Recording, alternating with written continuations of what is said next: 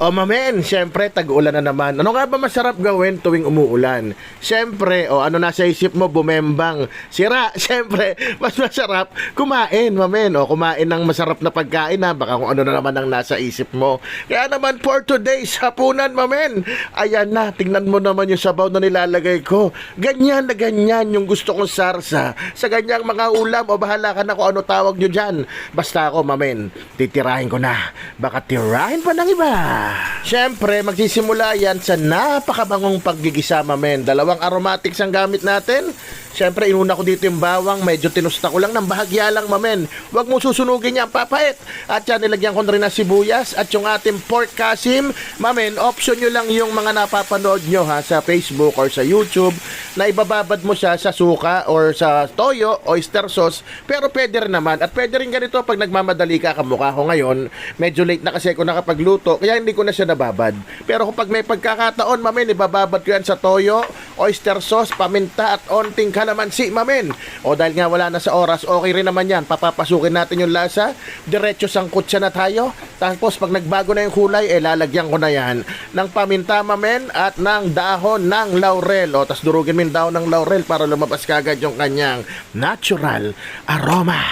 Ayan, tapos takpan mo lang, antayin mo lang magtubig yung iyong pork at maya-maya lang magmamantika yan. Pag nangyari yun, mamen, maglalagiti ka na yan, kamukha niyan. Mamen, may tusta ka nang makukuha dyan, which is magdadagdag sa sarap ng iyong recipe for today, mamen. Pag nagganyan na, pwede mo na lagyan ng mga pampalasa. Dito, nilagyan ko yan ng mga 2 kutsarang oyster sauce. At syempre, naglagyan ko rin yan ng toyo, mga 3 hanggang 4 na kutsara lang muna. Pero to taste na lang yan, mamen. Nasa sa inyo na rin yan at diretso pa rin tayo sa paggisa, pagsangkot siya yan, mamen. Mas sangkotsyado, mas okay, mamen. At palalambutin ko na siya. Ngayon, tutubigan ko na, ginamit ko na lang yung tubig na pinagbabad ko sa patatas at carrots, mamen.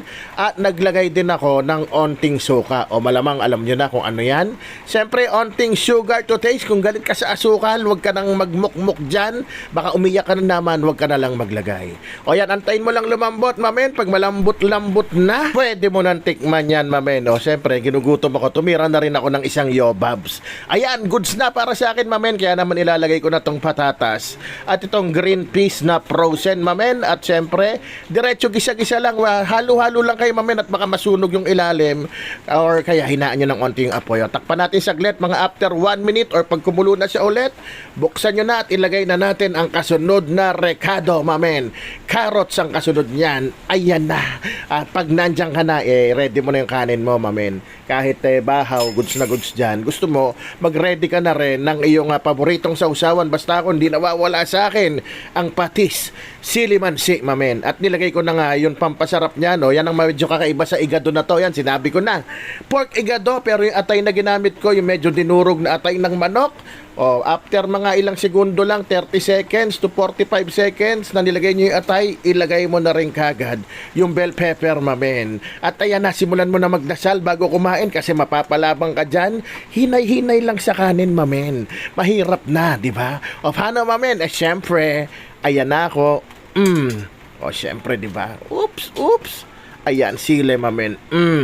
Sakto, maulan-ulan. Ang sarap kumain. Ingat po kayo lahat. God bless. At syempre, isisigaw ko na, mamen. Rapsa! Mamen.